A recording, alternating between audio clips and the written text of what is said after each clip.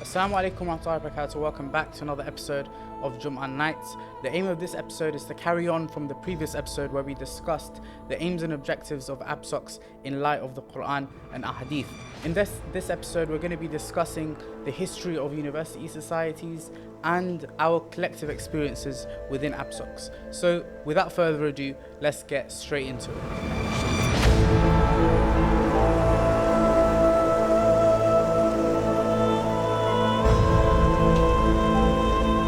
So like I said, today's going to be a light-hearted discussion where we're going to be discussing a short history of societies, and also I'm going to be discussing my personal experiences both in ISOC and in ABSOC, and hopefully we'll be getting to know me a little bit better as well. So to start off with regards to the history of societies in general, student societies. Student societies have a rich history in North America and Western Europe, dating back to the Middle Ages where universities were actually founded. These student societies had an impact on wider political and social affairs. They created the networks for politicians of the future. And also they had direct impact with regards to things like the civil rights movement or the anti-war movements that we have seen in the past. These societies usually facilitated the ideological underpinnings for these affairs while actually providing a platform for the social ties to combine human effort to actually get them done. To give you a couple of examples, I've actually got a few studies here, and that's what we're going to be reading off. An excerpt by Betty Mullins-Jones in 1976, who was the chairman of Fraternity Standards. Fraternities and sororities are basically the American equivalent of societies in universities in the UK. So this excerpt is about a fraternity called Phi Beta Kappa, which stands for Philosophy is the Guide of Life. This student society was able to produce single-handedly 17 US presidents, 40 US Supreme Court justices, and 136 Nobel laureates. And this isn't coincidental, as we will find out. We have a history here from this excerpt, a history of fraternities. Betty Mullins-Jones writes, "The first fraternity was begun at the College of William and Mary in Williamsburg, Virginia on December the 5th, 1776, when a group of students formed a secret society which they called Phi Beta Kappa, after the first initials of their Greek motto, love of wisdom, the guide of life. Phi Beta Kappa existed as a social group for the first 50 years of its life, and chapters were established at other schools, including Harvard, Yale, and Dartmouth. It did not become the scholastic honor society we know today until after the anti-Masonic and anti-secret society agitation of the 1820s. But Phi Beta Kappa set the tone and instituted many of the characteristics which are considered typical of fraternities: a Greek letter name, a Greek motto, an oath of secrecy, a badge, a ritual, a seal, and a secret grip or handshake. This organization has a motto, an oath, a badge, a ritual, and a handshake. This is all suggestive of the level of value and seriousness they attached to these societies. Of course, the society was then able to go on to come with 17 US presidents. That is no coincidence after the amount of effort they would put into these secret societies and the value that they would put into these societies. For the more conspiratorial minds, of course, this isn't a typical university society. They have thought and ideology behind them. And some say they have direct connections to Masonic lodges, and these are basically covert recruitment processes that they go through in order to recruit people for these lodges. That just goes to show how much these secret societies valued their youth and how much effort they put in to build the leaders of tomorrow. Now, no one's saying to obviously develop a secret society or have a secret handshake, as fun as that may sound, but this is just a lesson that we can take away to say that, you know what, we need to give thought to the aims and objectives that we have in our societies in ABSOCs. If these societies were able to have the level of impact that they had, then ABSOCs should also be able to have a similar level of impact in our mission and in our objectives. We have a British equivalent where British university socialist clubs produce some of the most prominent prime ministers in the UK history, typically associated with the Labour Party and other left-wing socialist movements. 3 examples of these are Howard Wilson, Clement Attlee, and Harold Macmillan, all 3 of which went to Oxford. Another example is the civil rights movement, where organizations like the Student Nonviolent Coordinating Committee, the SNCC, was able to coordinate student activism and grassroots movements in the 1960s to combat segregation and promote voter registration among African American minorities. They went on to organize student sit-ins and protests, and they were able to actually put a large amount of pressure with regards to this movement and therefore be successful. My aim here isn't to give a complete history, a comprehensive history of student societies, but merely to reflect what they are capable of and what other people of other ideological backgrounds have been able to accomplish through them. Now I want to take you through a small history of ABSOCs, and I'm going to read some quotes for you from a study that I was reading. The successive emergence of ABSOCs around Britain's university campuses is a phenomenon that started after the year 2000. The initial emergence of ABSOCs was instigated by Shia students feeling marginalized from the university's Islamic societies, otherwise known as ISOCs. Since then, the ABSOCs have evolved to seek a wider Muslim membership and a better relationship with other Muslim student societies. In 2007, graduates who were themselves former ABSOC members established the MSc, also known as the Muslim Students' Council, a unifying and supportive umbrella body for the ABSOCs throughout the UK, in line with the ABSOC's evolution. Officially, there are over 40 ABSOCs, 10 registered with their respective university student guilds across the UK. The MSc acts as a networking umbrella body for the ABSOCs. Each ABSOC is governed by its own independent constitution, which must be in line with the rules of its corresponding university. As organizations, the ABSOCs and the MSc are not linked to any domestic or transnational scholars or clerics, so they're independent of scholars and clerics. Each ABSOC organizes its own events and seminars. It is evident from online publicity material from various ABSOCs that the themes are not restricted to squarely concentrating on traditionally religious or theological affairs. That is a quote that I find particularly interesting. These are quotes from the thesis of Dr. Mohamed Ali called A Shift in Shi'ism, where he's written extensively on Shi'ism on campus and ABSOCs in particular. These quotes give us a short and general history of ABSOCs and what they are. To summarize, they're student societies that were formed because Shi'is felt marginalized from the wider Islamic societies, and they eventually became a network of loosely connected, generally independent, and constantly changing entities. Not exactly comparable to the far more structured, far more ideological societies that we've discussed when we go back into history, talking about the fraternities in America or the British student councils with regards to the socialist movements as we looked at. But obviously, to move forward, we must take a look at the current day reality and to help align it with the vision of Muhammad al-Muhammad, as we spoke about in the previous episode. And if you haven't watched the previous episode, make sure you check that out before you get into this episode properly. Okay, so to examine the current day reality of ABSOCs and ISOCs, I want to discuss some of my own personal experiences because, believe it or not, I was actually in university not so long ago. So I want to speak about my own personal experiences, and I want to get into a brief history of my experiences in ABSOCs and in ISOC. So for my bachelor's degree in chemical engineering, I actually went to Loughborough University. Loughborough University is in the Midlands. So I got to Loughborough, and I'm coming from London. I'm used to a multicultural society, loads of Muslims, and I've got to Loughborough and I'm seeing that, you know what, this is actually England, right? There's not many Muslims at all. So immediately I've switched on. I'm thinking, okay, where can I find Muslims? And obviously the first place you would look as a Shia is to look for ABSOCs, and Loughborough did not actually have an ABSOC at that time. So naturally, I went to the Islamic Society, and that was where I made most of my friends, and a lot of my friends from those societies are still my friends today. Funnily enough, there were actually Shia in my university, but for some reason, they never decided to congregate. So for that reason, it was just the ISOC that everybody depended on. Maybe that was because there was such a small number of Muslims, so there wasn't any point in kind of dividing ourselves into further societies. I mean, it would be 5 people in ABSOC and 5 people in ISOC. Like, it wouldn't make any sense.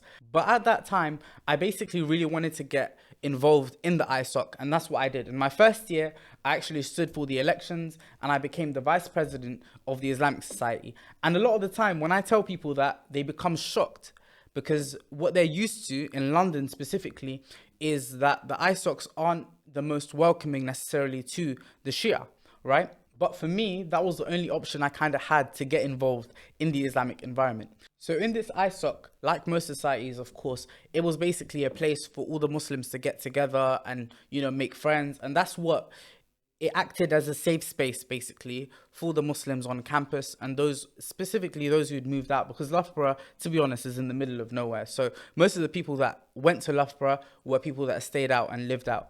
So what these ISOCs used to do was they used to provide that platform for us to be able to connect with each other. What I used to find particularly interesting and great about this ISOC was that we used to have brothers' circles on Fridays, where basically we would sit in a circle and we would discuss a matter pertaining to the Quran, for example. And we would all go around in the circle and give our thoughts on it, where there would be one person kind of leading the discussion, and we would all kind of come to a specific conclusion by the end of the discussion. Whether that be a discussion with regards to a point of theology or with regards to an ayah of the Quran. And for what they were, those events and those discussions were really good because, first of all, they were weekly, they were consistent. I witnessed firsthand how this event on Fridays, Brothers Circle, would keep people away from going to the club or doing other things that weren't Islamic. And not only that, but a lot of the people would come in literally knowing nothing about Islam, knowing nothing about their religion, and not even being religious in a lot of cases. But they would leave the university having actually gained knowledge with regards to their religion and got closer to their religion. And of course, you would see the opposite as well. You see people come into university religious and leave not religious, and you would see the opposite. And that was an interesting dynamic. But the ISOC definitely was there to help people get closer to their religion and was definitely successful in doing that. A lot of the time as well, there were reflections on Quran and Hadith. So on Thursdays, we used to have lessons with regards to Riyadh al-Salihin. Riyadh al-Salihin is a book of Hadith that was compiled by An-Nawawi. It's a Sunni book of Hadith. And we used to go through it on Thursdays, and they used to speak about the akhlaq with regards to the ahadith of the Prophet with regards to akhlaq and taqwa and that kind of stuff. So it was really interesting, and these events were able to actually draw huge crowds without the need of a controversial topic or a huge speaker. Some of these times in Brother Circle and Loughborough ISOC was very small. Like ISOC in Loughborough was literally, in Shahr Ramadan, we would get 100 people, and that was probably because it was free food. But generally speaking, there were about 20 people that used to use ISOC in general. And Brother Circle, some weeks, used to get 30, 40 brothers. It used to actually be something that grew in its numbers. People used to come and they used to look forward to it. Similarly with Riyadh al-Salihin. So these discussions, for what they were very useful to a lot of people in university. Of course, obviously, being part of the ISOC committee came with its own drama, and, you know, every day I used to wake up kind of looking forward to see what's happened today. And, you know, that's just the usual kind of experience at university where, you know, there's always going to be a little bit of drama and a lot of stuff going on. But generally speaking, the ISOC to me was something that was very important in my university journey. And if it wasn't there, then I genuinely would have struggled a lot in a place like Loughborough where there are so few Muslims. The thing that really upset me was that it was only after I left that Loughborough established an ABSOC, and I actually regretted not starting it myself at the time when I was there. Although the Shia that were there were small in number, I really think we would have been able to do something like to start a society there. But, you know, it's good that they've been able to start one now, and I hope that it has improved and grown, even though I haven't been able to follow how they've grown, or but I know that they've been established. But following that, going to Loughborough, for my master's in data science and analytics, I went to the University of Surrey, and that was where we had an ABSOC. So again, being who I am, I like to get involved in these societies. So I ran again for ABSOC, and this time I became the vice president of the ABSOC. And as you do when you become part of any society committee, you basically look at what did your predecessors do before you, and you just carry on doing what they did, and you try and add on one or two events basically. So I'm told there's DKDC, which is Dua Kumail discussion circles on Thursdays. So I'm like, okay, cool. Obviously, being who I am again, so I was there every Thursday, obviously delivering the DKDC. I was basically doing something very similar to Jumah Nights. Sometimes we'd get a small crowd and sometimes we'd get a bigger crowd. And obviously, as it is with ABSOCs, I appreciate and enjoyed that experience, even if I was basically performing Jumah Nights to one or two people. But yeah, so what was important, I guess, was that we were going through the Ahadith and we were going through the Quran. And that was basically what made those nights for me. What I found interesting though was that when I was in the ISOC, I had a couple of friends that used to go to other universities, like nearer to London also. I had this one friend that used to go to university closer to London. What he used to say was that he didn't want to go to the ISOC because the ISOC was too strict. It was too segregated. It was like, you'd go in there and everybody's kind of like, stiff and, like strict and looking at you to see that you don't do anything wrong. So instead, and that friend of mine is actually a Sunni, and he used to go to the ABSOC because the ABSOC was like, the chill place. Like you go there and it's not strict and, you can kind of do whatever you want. And that was the reputation that the ABSOC had with that friend of mine being a Sunni. And that to me was like a little bit uncomfortable. Imagine that. The Sunni brother is going to the ABSOC because obviously in his mind, it's not that serious. He's going there to chill, basically. Obviously, this isn't a generalization to all of the ABSOCs around the country, but it's not a good look that for some people, they have that reputation of the ABSOCs that is chill when you can kind of go there and do whatever you want. In contrast to ISOCs where it's strict. So that is something that we kind of also need to think about if that is a problem in our ABSOCs. Sometimes we used to hear the craziest stories with regards to what's going on in some of our ABSOCs and societies, and you're hearing that people are breaking the ice where believers of both genders are breaking the ice between themselves by playing Twister. It's like, what's going on here? But, we can't be adding to the negative reputation that people make up about us regardless. People are going to say bad things about ABSOCs regardless because we are Shia. There's always going to be propaganda and things that people say about us just because we are Shia. And we can't be the ones to add onto those things at all. Alhamdulillah, at the same time, there have been some gems that have come out of our ABSOCs. For example, we have our brother Abbas Farshori, who's done that National Balagha course. And it's great that we are discussing the ahadith of the Ahlul Bayt alayhim salam. And it's a great thing that we are actually trying to raise the collective intellects of those who are attending the ABSOCs. Alhamdulillah, ABSOCs are also some of the most active and compassionate communities where we've had countless protests for Palestine, we've had successful Who is Hussein campaigns, and we've done a great job in being able to put our message out to the rest of the world. That shows us at the very least that the Shia youth are full of raw, untapped energy, and all we kind of need to do is make sure that we find a way where we're following a blueprint to be able to channel that energy in service of the Imam of our time. Because a servant doesn't serve without first knowing what their master wants from them. Imam Ali alayhi salatu wasalam very famously says to Kumail ibn Ziyad, he says, Ya Kumail, ma min harakatin illa wa anta muhtajun fiha ila ma'rifa.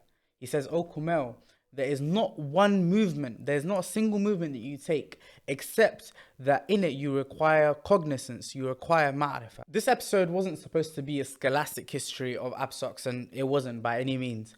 But it was just for us to basically be able to reflect on our experiences in our ABSOCs, and for you to also be able to reflect on your experiences in the ABSOCs and just be able to kind of categorize in your mind where we are at and what we would like to go towards. This was meant to be a collective mindfulness and self-awareness exercise, and one that I hope was enjoyable. Of course, if you are actually currently at university, you got to remember these are the best years of your life. A lot of the time, whenever I'm speaking about my experiences, a lot of my stories are from university, at my time in the ISOCs, at my time in the ABSOCs, and these are the times that you need to enjoy. Make sure that you make the most of it. Make sure that you are smashing it in your studies. And of course, to also enjoy it beyond the ABSOCs, beyond the faith, and to just enjoy your time there and make memories for the rest of your life, as we all have. So I hope that's been a beneficial episode, inshallah, and that we have basically been able to shed some light on the impact that these ABSOCs are able to actually have in light of societies that have been there in the past. And I hope you found it interesting to able to listen to my own experiences and the things that I've kind of come across with regards to ABSOCs and ISOCs. I'll see you again next week, inshallah, where I'm going to be reading out an open letter to all of the ABSOC heads and the future heads and attendees of the Ahlul Bayt societies, inshallah. I'll see you again for that next week. Wassalamu alaikum wa rahmatullahi wa barakatuh.